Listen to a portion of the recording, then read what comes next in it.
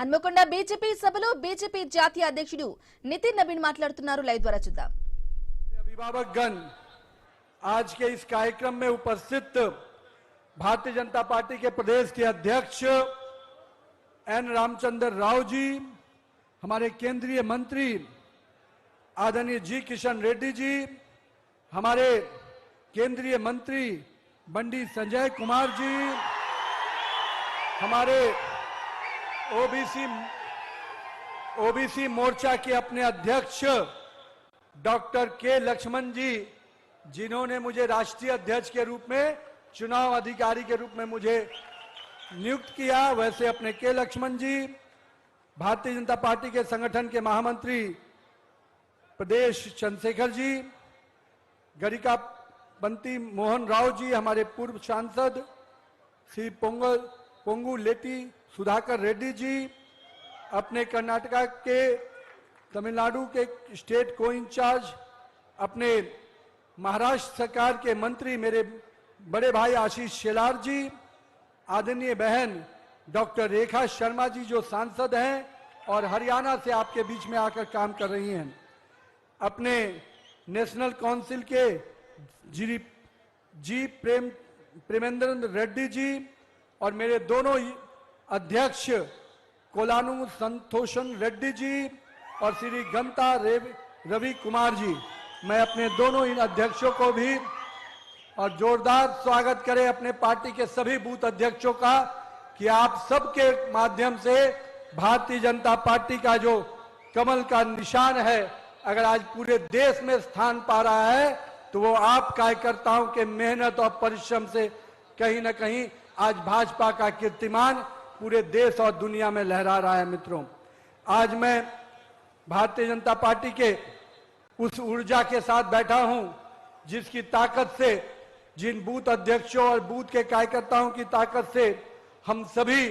नरेंद्र मोदी के नेतृत्व में 2047 के विकसित भारत के सपने को साकार करने के लिए लगातार लगे हुए हैं। मित्रों, आज के दिन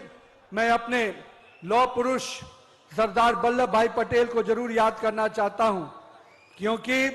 उनको नमन करता हूं। उनका दृढ़ निश्चय ही था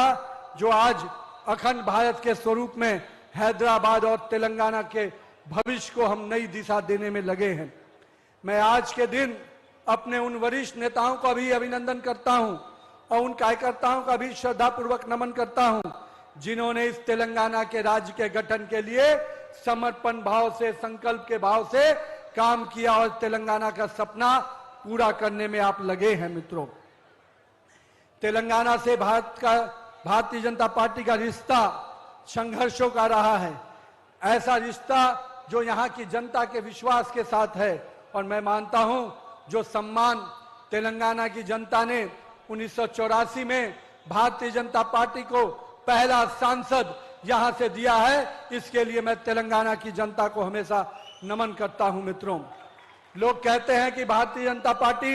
तेलंगाना के लिए नई पार्टी है। मैं उन लोगों को बताना चाहता हूं, भाजपा का स्थापना 1980 में हुआ और अपने पहले ही चुनाव में तेलंगाना में पूरे देश में भारतीय जनता पार्टी को 2 सीटें मिले थी, उसमें से 1 सीट तेलंगाना की जनता ने भाजपा को दिया था। मित्रों, और मैं आज तेलंगाना की उस वीर भूमि पे खड़ा हूं जो वारंगल, कहीं न कहीं मैं मानता हूं हनम कोडा का जो ये भाजपा को सीट गया था, वो सीट कहीं न कहीं हम सब के लिए संकल्प का विषय है। मैं आज भारतीय जनता पार्टी के उन सभी कार्यकर्ताओं से आज मिलने आया हूं। तेलंगाना की जनता के जो अटूट विश्वास नरेंद्र मोदी के नेतृत्व में लगातार हमारी सरकार को मिल रहा है, मैं चाहता हूं कि तेलंगाना की जनता और आप कार्यकर्ताओं के संघर्ष और परिश्रम के बल पर हम तेलंगाना में भी डबल इंजन की सरकार 2028 में लाने का संकल्प लेंगे। मित्रों, आइए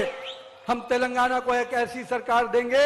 जो राष्ट्रवाद के विचारों से खड़ा होगा और जिसकी जड़ें हमारी भारतीय संस्कृति और जो हमारी विचार रही है, उस विचार और संस्कृति से हम तेलंगाना के विकास को नया आयाम देंगे। मित्रों, आज जब हम तेलंगाना के गठन की बात करते हैं तो मुझे हमेशा इस बात का याद रहता है कि जब तेलंगाना का गठन हो रहा था तो भारतीय जनता पार्टी ने लाभ हानि की चिंता नहीं की, उस समय की राजनीतिक परिस्थिति की चिंता नहीं की, चिंता की तो तेलंगाना की जनता की भावना की चिंता की और तेलंगाना के निर्माण के लिए हमारे कार्यकर्ताओं ने संघर्ष किया, बलिदान दिया और तेलंगाना के राज्य के गठन में संसद के पटल पर भी हमारी नेत्री आदरणीय सुषमा स्वराज जी ने जो आवाज बुलंद किया, उस आवाज के साथ तेलंगाना का निर्माण का सपना पूरा हुआ है मित्रों। लेकिन मैं मानता हूं जिस सपने के साथ तेलंगाना की सरकार बनी थी, तेलंगाना को एक अलग राज्य का दर्जा मिला था, कहीं वो सपना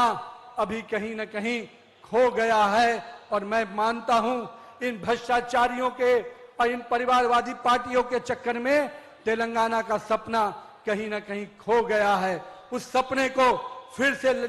जागृत कर कर तेलंगाना के लोगों के विकास के लिए निश्चित रूप से हम संकल्प के साथ आगे बढ़ेंगे मित्रों। हम मानते हैं सत्ता हमारे लिए कोई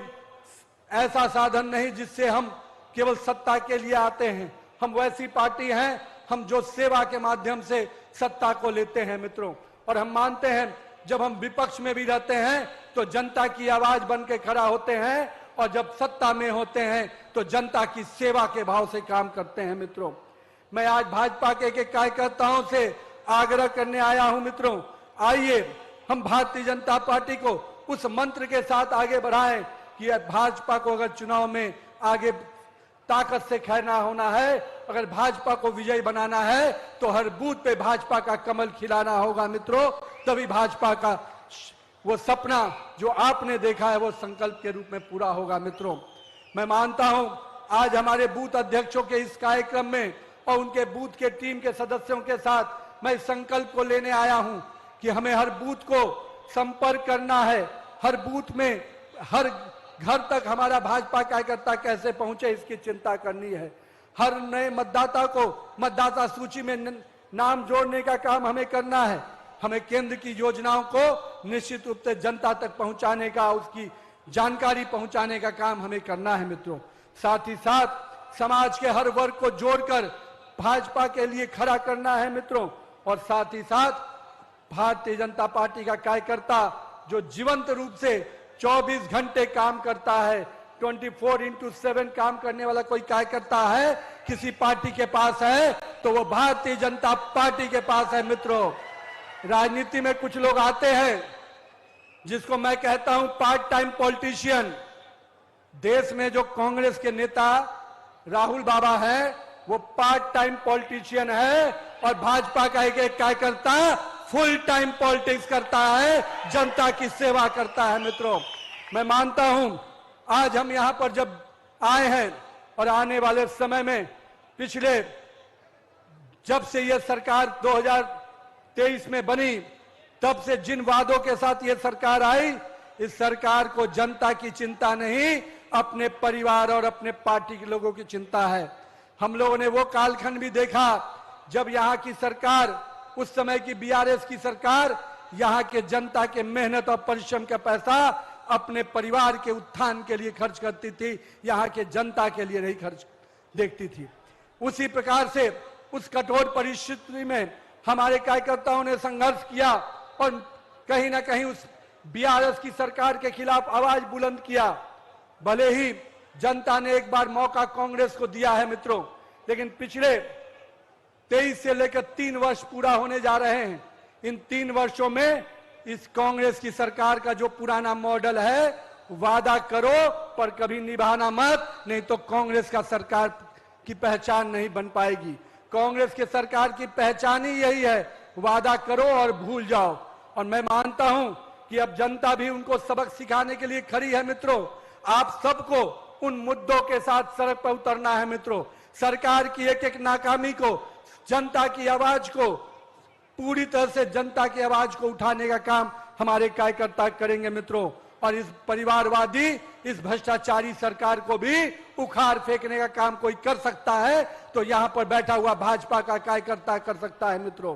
तो मैं आप सबसे आह्वान करता हूं कि आइए आज के इस सभा के बाद हम सभी निकल पड़े, हर गली मोहल्ले में जाए, हर परिवार से मिले, हर युवा से मिले, हर महिला से मिले और मिलने के बाद किसानों के साथ बैठने के बाद उनको सरकार की योजनाओं, जो केंद्र के योजना जो माननीय प्रधानमंत्री नरेंद्र मोदी के नेतृत्व में चल रहा है, उन योजनाओं की भी जानकारी दे और साथ ही साथ यहाँ की सरकार की नाकामी की भी चर्चा हम नीचे तक ले जाए। हम जानते हैं कि जब भाजपा का नेतृत्व होगा तभी यहाँ का व्यापारी किसान निश्चित रूप से विकास के साथ आगे बढ़ पाएगा। मित्रों, हमने देखा है कि जिस सोच के साथ यहाँ की सरकार बनी थी, मैं आज देख रहा हूं कि 2 लाख नौकरी का वादा करने वाला, जो जॉब कैलेंडर का वादा करने वाला सरकार आज 2 लाख नौकरी तो दूर, केवल अपने पार्टी का एटीएम बनकर दिल्ली के दरबार को सजाने का काम यहाँ की सरकार कर रही है। मित्रों, हम आज आपके माध्यम से उन युवाओं को भरोसा दिलाने आए हैं कि जो आश्वासन यहाँ की सरकार ने आपको दिया है, जो कहा था पिछले 3 वर्षों पहले कि हम 2 लाख नौकरी देंगे, हम अपने युवाओं को जो शिक्षा ले रहे हैं उनको जो स्टाइपेंड की मनी होती है, जो उनके शिक्षा में उनको जो अग्रिम राशि देने की बात थी, उस राशि से भी महरूम करने का काम यहाँ की सरकार ने किया है। हम युवाओं की आवाज बनकर सरकार को बाध्य करेंगे कि जो उसने किया कहा था उसको पूरा करो, नहीं तो तेलंगाना का युवा निश्चित रूप से सड़कों पे उतरेगा और सरकार को उखाड़ फेंकेगा। मित्रों, मैं आज उन युवाओं को भरोसा दिलाने आया हूं, उन अपने महिलाओं को भरोसा दिलाने आया हूं, उन किसान भाइयों को भरोसा दिलाने आया हूं कि भारतीय जनता पार्टी की सरकार जो नरेंद्र मोदी के नेतृत्व में आपके लिए काम करती है, आने वाले समय में आपके संघर्षों के साथ, आपके विश्वास को जीतते हुए 2028 में Bharatiya Janata party double engine की सरकार बनाएगी और हमने कार्यकर्ताओं का संघर्ष आगे बढ़ेगा। मित्रों, आज हम जिस प्रकार से लंबे समय तक इस तेलंगाना के राज्य को विकास के पैमाने पर जोड़ना चाहिए था, यहाँ के सरकारों ने कभी नहीं किया। मित्रों, ये प्रदेश का ये स्थान जहां हम आज खड़े हैं, हमारे श्रद्धेय पूर्व प्रधानमंत्री आदरणीय भारत रत्न श्री पीवी नरसिम्हा राव जी का स्थान है। मित्रों, उनको भी कांग्रेस के लोगों ने सम्मान नहीं दिया। मित्रों, जो तेलंगाना का यह धरती पुत्र था, उसको भी अपमानित करने का काम किसी ने किया है तो कांग्रेस के नेताओं ने किया है। ये कांग्रेस के नेता राहुल गांधी जी हो या सोनिया गांधी, ये नेहरू गांधी परिवार के बाहर किसी को सम्मान दे ही नहीं सकते, चाहे वो कांग्रेस का अपना नेता ही क्यों नहीं हो। जब उनकी मृत्यु हुई तो उनको दिल्ली में सम्मान नहीं दिया, दिल्ली के कार्यालय में भी उनको नहीं सम्मान दिया कांग्रेस के नेताओं ने। लेकिन मुझे दुख है कि उस धरती पुत्र को भी सम्मान देने का काम जब कांग्रेस ने नहीं किया तो भारतीय जनता पार्टी का कार्यकर्ता माननीय प्रधानमंत्री नरेंद्र मोदी जी ने भी भारत का सर्वोच्च सम्मान भारत रत्न देकर कहीं ना कहीं उनके उस सम्मान के साथ जो उन्होंने इस देश के विकास में किया था, उस सम्मान को उनको लौटाने का काम किया है। मित्रों, लेकिन मुझे मालूम हुआ कि जो सपना, जो वादे, जो काम उन्होंने किए थे, उन कामों को भी रोकने का काम किसी ने किया तो कांग्रेस की उस समय की सरकार ने किया है। भारतीय जनता पार्टी आज अपने साथियों के माध्यम से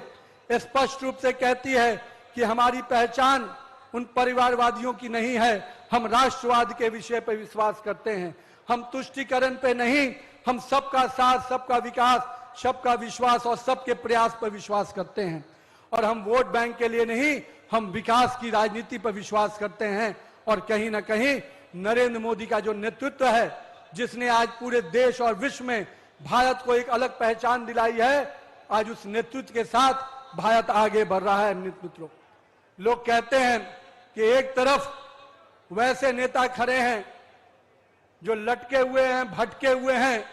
और गुमराह होकर घूम रहे हैं, और एक तरफ एक ऐसा नेतृत्व है जो निर्णायक नेतृत्व है। मित्रों, जिसमें निर्णय लेने की क्षमता है, जिसमें देश को दिशा देने की क्षमता है और जिसका नीति और जिसकी नीयत दोनों साफ है, जो जनता को सेवा के भाव से देखती है, जनता में उनके परिश्रम को, उनके सेवा के भाव को साथ उनके विकास के साथ जोड़ती है। मित्रों, हम लोगों ने देखा नरेंद्र मोदी के नेतृत्व में पिछले 12 वर्षों में जिस प्रकार से हमारी सरकार ने काम किया है,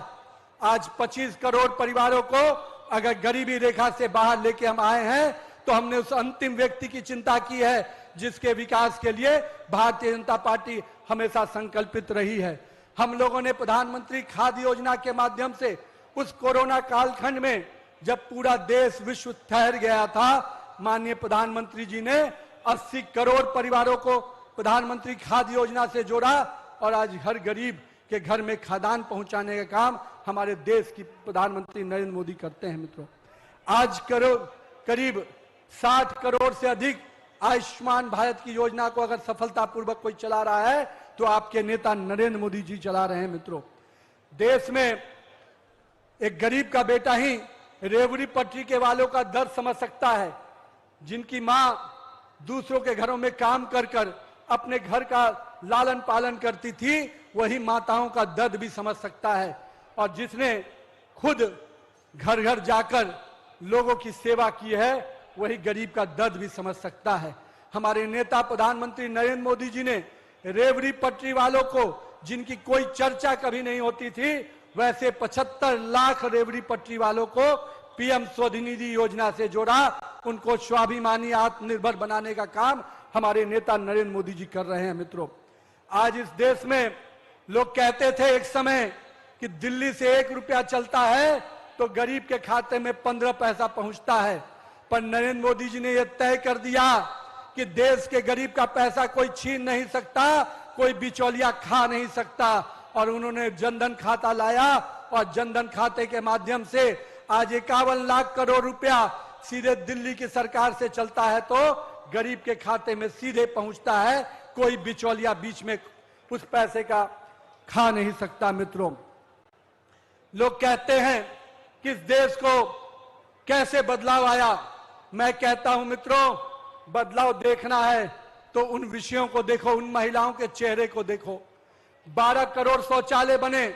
देश में ऐसे पहले कभी भी कोई सरकार नहीं बनी जिसने महिलाओं के सम्मान को समझा, महिलाओं के स्वाभिमान को समझा, महिलाओं के अधिकार को समझा। और हम कह सकते हैं कि आज महिलाओं को सम्मान, स्वाभिमान और अधिकार दिलाने का भी काम किसी ने किया तो हमारे देश के प्रधानमंत्री नरेंद्र मोदी ने किया है। मित्रों, 12 करोड़ शौचालय योजना, 3 करोड़ से अधिक लखपति दीदी की योजना और 4 करोड़ गरीबों को आवास योजना देना कहीं ना कहीं उस और कदम है कि हम किस प्रकार से इस देश की महिलाओं को सम्मान दिलाते हैं। माननीय प्रधानमंत्री जी ने तय किया था कि हम इस देश में महिलाओं को आत्मनिर्भर बनाएंगे और आज कहीं ना कहीं 3 लाख करोड़पति दीदी जब बनकर आगे आई है और जब जीविका दीदी के माध्यम से हमारी महिलाएं पूरी तरह से सेल्फ हेल्प ग्रुप के माध्यम से जब काम कर रही हैं तो कहीं ना कहीं महिलाएं केवल अपने आप को स्वावलंबी नहीं, पूरे परिवार को ताकत और संबल देकर आगे बढ़ा रही है। मित्रों, इस देश में एक समय था कि कोरोना आया, पूरे विश्व में पूरा विश्व ठहर गया था और लोग कहते थे कि भारत इस आपदा से कैसे निकलेगा। मित्रों, लेकिन उस आपदा को भी चुनौती बनाते हुए, अवसर बनाते हुए देश के प्रधानमंत्री नरेंद्र मोदी जी ने उस आपदा की काल से भी भारत को निकाला। और मुझे आज बताते हुए खुशी है कि यहाँ पर बैठा हुआ एक एक लोग उस परिस्थिति को याद करे। उस कोरोना कालखंड में आपको पूरा फ्री वैक्सीन देने का काम किसी ने किया तो आपके नेता नरेंद्र मोदी जी ने किया। मित्रों, और वो फ्री वैक्सीन कहीं और नहीं बना था। मित्रों, विश्व के किसी और देश में नहीं बना था, वो आपके ही देश भारत में बना था। यही है आत्मनिर्भर भारत की पहचान। मित्रों, और 220 करोड़ कोरोना का वो डोज कहीं ना कहीं पूरे विश्व को स्वस्थ रखने में, सुरक्षित रखने में आगे बढ़कर आया। मित्रों, मैं आज यहाँ पर हमारे कई लोग कहते हैं देश के अन्य अन्य भाग में घूमकर कि भारत में क्या बदला। मित्रों, 2014 के पहले का भारत,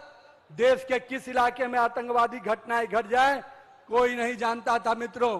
कब कौन आतंकवादी देश की सीमाओं में घुसेगा और नापाक हरकत करके निकल जाएगा। मित्रों, लेकिन पिछले 12 वर्षों में नरेंद्र मोदी के नेतृत्व में एक ऐसी सरकार बनी है जिसने भी इस देश के तरफ छिटपुट घटनाएं भी करने का कोशिश किया, उनको ईंट का जवाब पत्थर से देने का काम नरेंद्र मोदी की सरकार ने किया है। मित्रों, आज का भारत सर्जिकल स्ट्राइक के रूप में जाना जाता है। आज का भारत एयर स्ट्राइक करता है और आज का भारत ऑपरेशन सिंदूर के माध्यम से देश के लोगों के सम्मान और सुरक्षा के लिए पाकिस्तान को भी जवाब देने का काम करता है।